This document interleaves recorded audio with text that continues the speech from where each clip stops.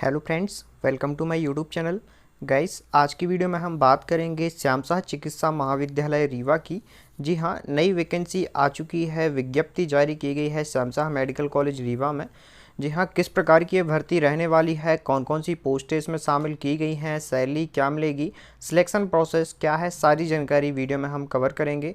तो फ्रेंड्स, चलिए video start करते हैं।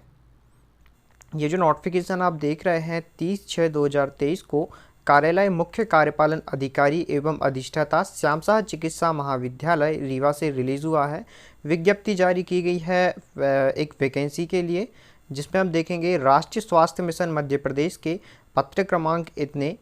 राष्ट्रीय स्वास्थ्य मिशन दिनांक 28/7/2020 द्वारा निर्धारित शैक्षणिक अर्हता एवं मानदेय तथा राष्ट्रीय स्वास्थ्य मिशन मध्य प्रदेश के पत्र क्रमांक इतने द्वारा राष्ट्रीय स्वास्थ्य मिशन संविदा मानव संसाधन मैनुअल 2021 के अनुसार चिकित्सा महाविद्यालय रीवा में NHM द्वारा संचालित PSU, REIC, SNCU, SMTU में निम्नलिखित संविदा के रिक्त पदों की पूर्ति हेतु MP ऑनलाइन के माध्यम से आवेदन पत्र आमंत्रित किए जाते हैं।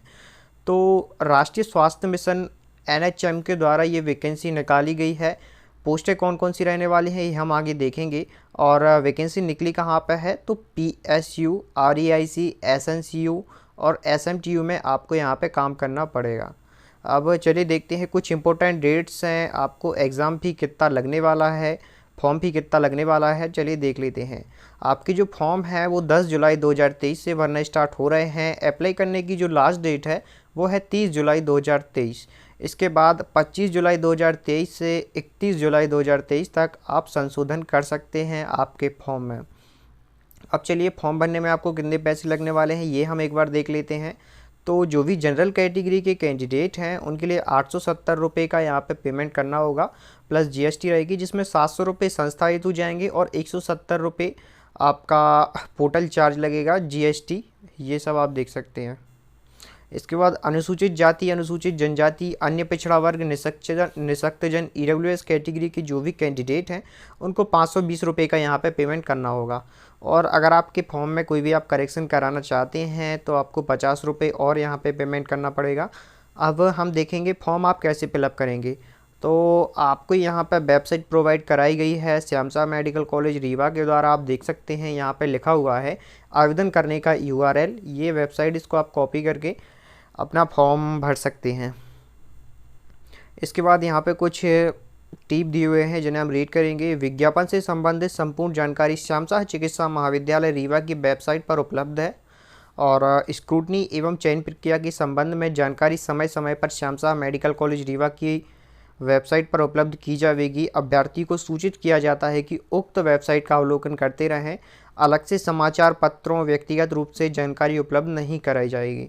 तो अगर इस वैकेंसी से रिलेटेड आपको कोई भी इन्फॉर्मेशन चाहिए है तो आपको regularly Shyam Sah medical college की जो ऑफिशियल वेबसाइट है उसको चेक करते रहना है, क्योंकि जो भी अपडेट आएगी वो उसी वेबसाइट पे आएगी। आपको कोई पर्सनल इन्फॉर्मेशन नहीं भेजी जाएगी, ना ही समाचार पत्रों में इसको प्रकाशित किया जाएगा।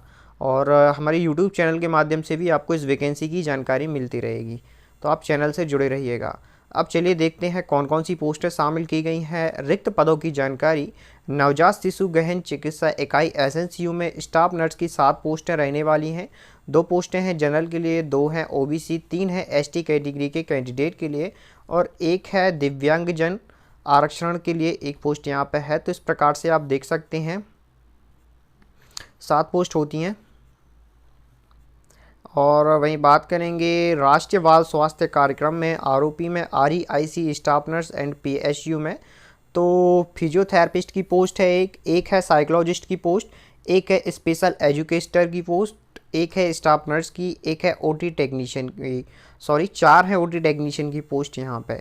ऐसे ही हम बात करेंगे शिशु स्वास्थ्य पोषण विभाग में स्टाफ नर्स की 1 पोस्ट यहाँ पे निकली हुई है। पदों की संख्या नियमानुसार घटाई एवं बढ़ाई जा सकती है। चलिए अब क्वालिफिकेशन देख लेते हैं और मानदेय क्या रहेगा ये देख लेते हैं। स्टाफ नर्स की पोस्ट के लिए आपके पास BSc नर्सिंग होना चाहिए, मानदेय आपको 20,000 रुपये मिलेगा। फिजियोथेरेपिस्ट के लिए आपके पास BPT की डिग्री होनी चाहिए या बैचलर इन ऑक्यूपेशनल थेरेपी का आपके पास डिप्लोमा होना चाहिए।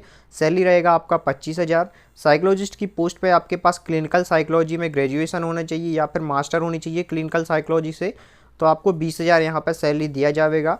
स्पेशल एजुकेटर की हम बात करेंगे तो आपके पास बीएड होना चाहिए, डिप्लोमा इन मेंटल रिटार्डेशन से 15,000 आपको सैलरी मिलेगी। ओटी टेक्नीशियन का आपके पास डिप्लोमा होना चाहिए और आपको 15,000 रुपये यहाँ पर सैलरी दी जाएगी।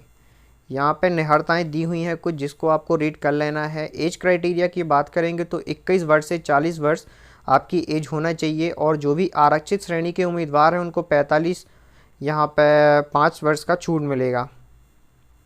ठीक है, ये आप देख सकते हैं। इसके बाद आरक्षण यहाँ पे दिया हुआ है, तो जो भी अनुसूचित जनजाति के कैंडिडेट हैं उनको 20% आरक्षण दिया जाएगा। अनुसूचित जाति को 16, ओबीसी को 27 और ईडब्ल्यूएस को 10%। इसके बाद है हॉरिजेंटल आरक्षण, इसको आप रीड कर सकते हैं। सामान्य शर्तें दी हुई हैं। ये पद पूर्णतः संविदा आधार के हैं, इसके आधार पर नियमितीकरण का कोई भी दावा नहीं किया जा सकता। ये पद अस्थानांतरणीय हैं। ये हैं जो परमानेंट पोस्टें नहीं हैं, केवल संविदा आधार पर हैं, और ये अस्थानांतरणीय है। इसमें आपका ट्रांसफ़र नहीं किया जाएगा, इसमें आप कोई भी अपना परमानेंट जॉब का दावा नहीं कर सकते। संबंधित पद के लिए निर्धारित शैक्षणिक योग्यता आवेदन करते समय पूर्ण होनी चाहिए। जब आप अप्लाई करेंगे तो आपके पास डिग्री, डिप्लोमा, रजिस्ट्रेशन वगैरह सब कुछ पूर्ण होना चाहिए। और इन पदों की नियुक्ति 31 मार्च 2024 तक के लिए रहेगी, जिसकी निरंतरता एनएचएम की स्वीकृति के पश्चात ही संभव हो सकेगी। तो आपको 31 मार्च 2024 तक के लिए यहाँ पर रखा जा रहा है। अगर आपको ड्यूरेशन बढ़ेगी तो ये एनएचएम पे डिपेंड करेगा। अगर एनएचएम आपकी स्वीकृति करती है, आपकी पीरियड को बढ़ाती है, टाइम को बढ़ाती है, तो भी ये संभव होगा। इस विज्ञापन को आंशिक या पूर्ण रूप से निरस्त करने का अधिकार मुख्य कार्यपालन अधिकारी एवं अधिष्ठाता श्यामशाह चिकित्सा महाविद्यालय रीवा को होगा। और यहाँ पे आप देख सकते हैं चयन के मापदंड। तो सिलेक्शन प्रोसेस क्या रहने वाली है। अगर आप स्टाफ नर्स पोस्ट के लिए अप्लाई कर रहे हैं तो शैक्षणिक योग्यता हम पहले देख चुके हैं, बीएससी नर्सिंग आपके पास होना चाहिए, और आपको बीएससी नर्सिंग जीएनएम परीक्षा में प्राप्तांक प्रतिशत का 80%, आपकी ने जो भी कोर्स किया है उसके 80% जुड़ेंगे, और 20 अंकों का आपका इंटरव्यू रहेगा। ऐसे टोटल 100 अंकों का आपका यहाँ पे सिलेक्शन के लिए प्रोटोकॉल सेट किया गया है। फिजियोथेरेपिस्ट के लिए VPT bachelor in occupational therapy एक कुछ होना चाहिए आपके पास, वही है। इसमें भी सेम डिग्री का 80% है, इंटरव्यू का 20 अंक है यहाँ पे। साइकोलॉजिस्ट के लिए यहाँ पे आपको क्लिनिकल साइकोलॉजी स्नातक परीक्षा में प्राप्तांक का 70% लगेगा। क्लिनिकल साइकोलॉजी स्नातकोत्तर परीक्षा में प्राप्तांक का 10% लगेगा, और अगर इंटरव्यू के 20 नंबर आपको यहाँ पर रहेंगे। तो स्पेशल एजुकेटर में आपको बीएड होना चाहिए, special BEd with diploma in mental retardation, परीक्षा में प्राप्तांक का 80% रहेगा, और इंटरव्यू आपका 20 अंकों का रहेगा।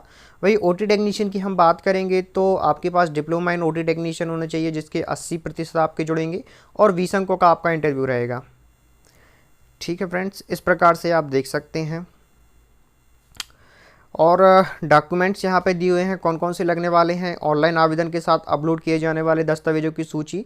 तो आपको पहले यहाँ पे आयु के संबंध में आपकी 10th की मार्कशीट लगेगी, 12th की मार्कशीट है, स्थानीय निवास प्रमाण पत्र है, वर्तमान वित्तीय वर्ष का आय प्रमाण पत्र लगेगा केवल ओबीसी कैटेगरी के कैंडिडेट के लिए, और जाति प्रमाण पत्र लगेगा, ईडब्ल्यूएस प्रमाण पत्र लगेगा। अगर आपने दिव्यांग कोटे से फॉर्म भरा है तो दिव्यांगता प्रमाण पत्र लगेगा।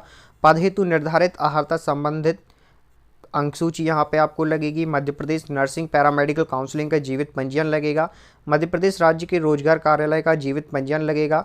सक्षम अधिकारी द्वारा जारी कोविड-19 अंतर्गत कार्य अनुभव प्रमाण पत्र। अगर आपने कोविड-19 के अंतर्गत काम किया है तो फिर आपको उसका भी यहाँ पे सर्टिफिकेट लगा सकते हैं आप। ठीक है, ये आप देख सकते हैं। इस प्रकार से फॉर्म आपको भरना है, ऑनलाइन फॉर्म भरना है। इसकी वेबसाइट यहाँ पे दी हुई है। तो फ्रेंड्स, यही थी जानकारी जो कि मैंने आपको देना आवश्यक समझा। अगर इस वैकेंसी से रिलेटेड आपको कोई डाउट रहता है तो आप कमेंट सेक्शन के माध्यम से हमसे पूछ सकते हैं। आज के लिए इतना ही, थैंक यू।